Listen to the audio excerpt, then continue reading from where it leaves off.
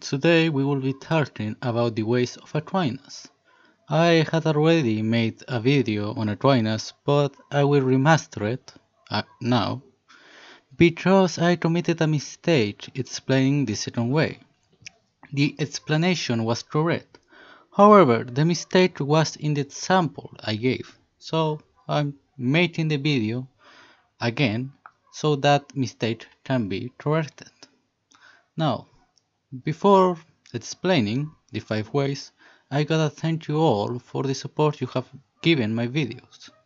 And please know that the next following videos will be about the following topics, like Islam, the religion of fornication, the seduction of birthless boys. That is a very good title, don't you think? Very interesting.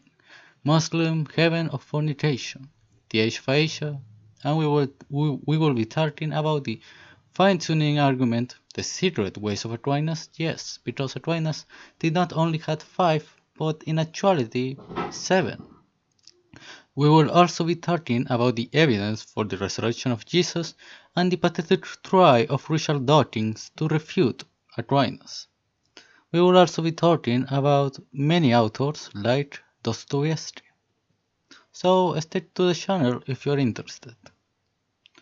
And of course, because I'm a very dumb idiot, I committed a mistake explaining the second way, but that was gonna be corrected, okay? But before starting, for all the atheists that are here, I need to explain to you that classical theism, or the idea that God exists, is not in actuality a religious idea. We do not say God exists and God is like this because the Bible says so. Of course not. That would be very idiotic and stupid. So please remove that stupid idea that God is a sky daddy in the sky because the Bible says so.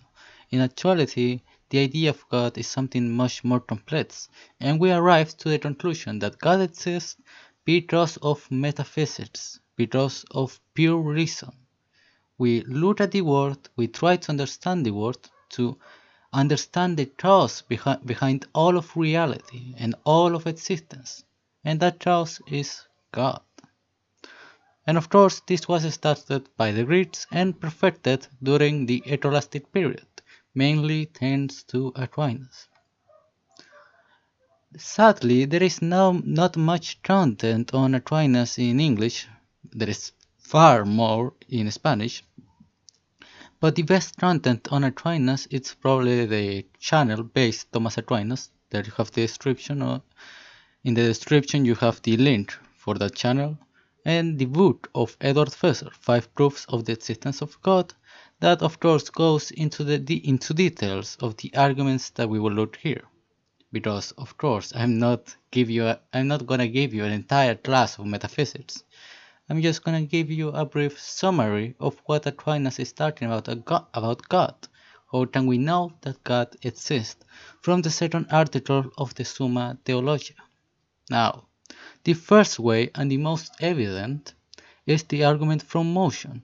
It is certain and evident to our senses that in the world some things are in motion. Now, whatever is in motion is put in motion by another, for nothing can be in motion except it is in potentiality to that towards which it is in motion. For example, I'm alive. I'm alive in act, right now, right here. However, I have the potentiality to die, but I will only die if someone shoots me, if someone kills me with a sword, correct? So that is the art and potentiality. That is the capacity of change. So, as you can see, is this thing moving? The answer is yes. It is moved by something else? Yes. However, can we have an infinite regress of moved movers? And the answer is no. So we resolve that with an unmoved mover, with a being that is always in act and never in potency. Now, here you have the formulation of the argument. Now, this is very important, because why an infinite regress is impossible or infinite numbers of movers.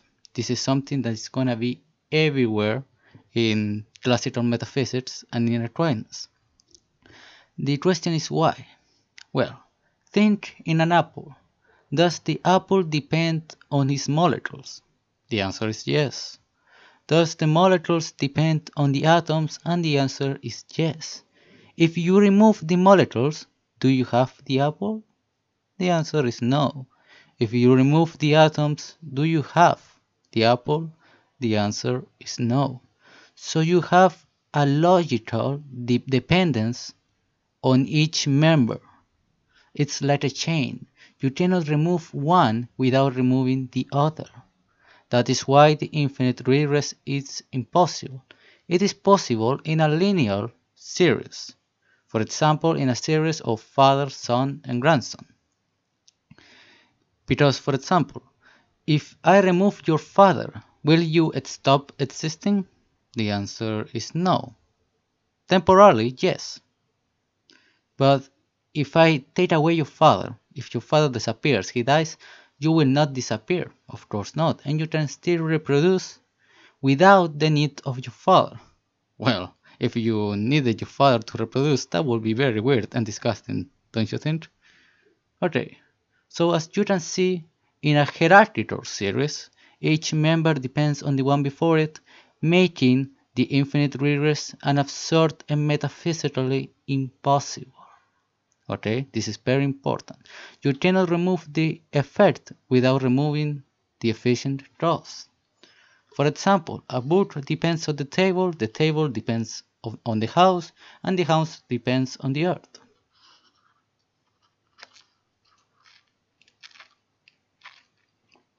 Sorry if I take my time, I'm drinking juice while explaining metaphysics. And here you have the example of art and potency. Art is what the thing is now, movement is the process of which the art is moved towards potency, towards the future acts of the thing. For example, a man is healthy, but the man will only get sick if a virus enters in the man. He will only die if someone kills him, if someone shoots him. So this is the relationship of all the things in the world, art and potency, and something only actualizes his potency with someone else in art. Okay? And this is very important because the Greeks before Aristotle they had this problem because they did not know how something could still exist without but with change. What I'm trying to say is that, for example, you are existing. However, the next minute, are you still you? Because now you have a bird. Before that, you did not have a bird. You now have longer hair. You now, for example, are sick. So the question is, are you still you? Because apparently, you are not the same thing. However, how can you be something and then be another thing without stop existing? So they had this very confusing problem. But but Aristotle solved this by saying that being can present in two ways, in movement and in potency. I mean in act and potency. And something only changes with something else that is in act. Okay? Now, the second way that is always confused with the Kalam argument. This is not the Kalam argument. This is not about something before on time. No, this is right here, right now. All the ways are right here, right now, because of the hierarchical series. For example, the apple depends on the tree right here, right now. It depends on the sun and the grass and the water. Depends on all of that. So if you remove the efficient cause, you also remove the effect. Now, of course, something cannot be the cause of itself, and it depends on something else, because if it was the cause of itself, that would mean that he himself gave himself the existence, meaning that he did not exist, but somehow he gave himself existence. But that is ridiculous, and it's contradictory and logically impossible. So the argument has to arrive to the idea of a first cause, a cause that doesn't depend on anything and is self-subsistent. just like the first way, arrives to the idea of an unmoved mover, that is, art itself is always in act and cannot be other way. Now, someone can say, well, what if the world is eternal and this doesn't mean anything? Because Aquinas did not know, if he himself did not believe that we could prove the origin of the world. He himself rejected that. And that is why he rejected the Kalam argument. But as I was saying, the first cause and the unmoved mover is something that is right here, right now, by metaphysical necessity. So it's not even if the universe is eternal, because there is potency and art, there is movement, and there is efficient process, you need to solve that problem, and that problem is solved with a first cause and an unmoved mover. Now, the third way, or the way of the necessary being. In a very short way, we find that the word things can be or they cannot be. No, I mean, they exist, but they are not, their existence is not necessary. Think of yourself, for example. Was it necessary that you are here? The answer is no. If your parents did not meet each other, you would not be here, right? So there was a moment where you did not exist. That is why Aquinas calls those beings um, um, contingent, because at some moment they did not exist, and they also can corrupt. For example, you have that you are right here, are a human being. However, in 2000 years, your matter will not be your body. It will go back to the ground because you will die. So, because of that, you cannot be necessary. And there is nothing really in the world that is necessary, because everything that is generated tends to corrupt, and at some point it did not exist.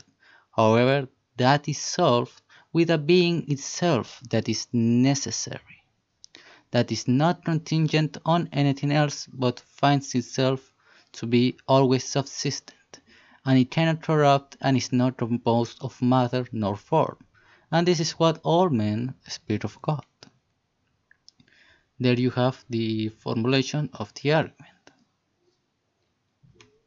Now, the fourth way, and probably the most complex one, the most metaphysical one, the most hard to understand, is the following: that in the world we find things with grades. Okay, some are more or less, better or worse than others, and they are worse and best in goodness, truthness, and existence. And he compares it with a fire, which is the maximum heat is the cause of all hot things. Therefore, there must also be something which is to all beings the cause of their being, goodness, and every other perfection, and is without God. So, what does this way try to say? And it's something like this. Imagine a rock. The rock has existence, correct? It exists.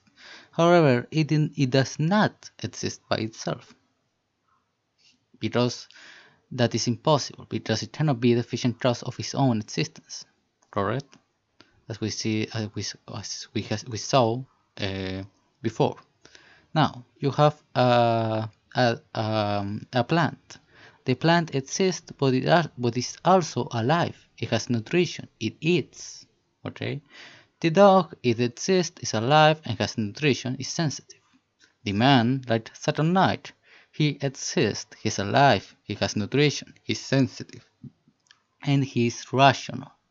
Well, not really, but you get the point. So, as you can see, all those things, they exist, but some exist better than the other. It's more complete, it's more fulfilled, let's say. And there are also things that are better than others. For example, it is better to exist, to be alive, to have nutrition, to be sensitive, and to be rational than to be only a rock. It is more complete. However, none of those things have existence, goodness, by itself? Of course not. They do not have it by itself, because if they have it by themselves, they will have it as a source of the thing. They will have it in their absolute. So, this is what Aquinas called participation. They all participate on someone else that has existence, goodness in itself. He is goodness, he is existence. And he's the one that gives those things to the other. Okay? The dog has been given existence and goodness by God, who is the source of all of those things. This is what the Ways try to say. This is what is called participation. Okay? And of course, because an infinite regress is impossible, there is a being who is perfect or has all of those attributes in his own nature. And this is what we all call God. And this is why we call him the summa bonum. He has goodness in his totality. He has existence in his totality. This is why we also call him the pure act of being. His being in his most fulfilled, complete way. Excuse me, I'm drinking a juice here. Now, the fifth way. The fifth way we see in the things that lack intelligence, such as natural bodies, act for an end, and this is evident from their acting always, or nearly always. So, I did not present it here, but Aquinas gave an example of an arrow being shot, okay? Now, the arrow is only shot by someone else, okay? By an intelligent, by an archer. So Aquinas is trying to say here that things have a final cause. That this is a Aristotelian term. What is a final cause? The final cause is the purpose of that thing. And we find that the things in the world, they always fulfill this final cause, this end or this purpose. We see that the eye is meant to see. Sight is his purpose. The purpose of the heart is to pump blood. All of the hearts do that. The electrons are attracted to protons. It is in their nature. Sexual reproduction is for the union between the man and the woman, for the reproduction of the species. And if evolution, if it is real, you will find that all beings change in order to survive. They try to accommodate to their ambient, okay? But it's to the end of survival. So you find that in the things that lack intelligence, they are directed towards an end. But they are not, but it could be that why it has to be like that? Why is the eye meant to see? Why not? Why is the electron has to be attracted to the protons? Why not? So the thing that Aquinas is trying to say is that because all things are attracted to an end, that can only be given by an intelligence, someone with intentionality. And this is why we say that God, the cause of everything, is also a mind, a person, a thing that thinks, that has intentionality and will. Okay, so in conclusion, we could say that there is a being that sustains all of creation right here, yesterday, today, and tomorrow, right here and now. We know that such being is also pure art, with no potency, and therefore eternal and timeless, because he is not composed of matter nor form, he is simple. Such a being could not fail to exist, he always does. He is perfect and has all attributes like existence to his maximum degree. The same thing applies to goodness. So that is why he cannot be evil. For everything that exists as a lesser image of God. Everything. Because everything that exists participates in God, participates in his existence, in his goodness. We also know that he is a pure spirit or an intellect, meaning that he doesn't have a body, for body has potency. And we know that he has given the purposes an end to his creation. and this is what is called teleology. So thanks everyone, and please watch my video on the attributes of God to understand better why we say that He is timeless, that He is eternal, that He is infinite, that He is bodiless, that He has a mind, that He is one and not two or three. So thank you everyone.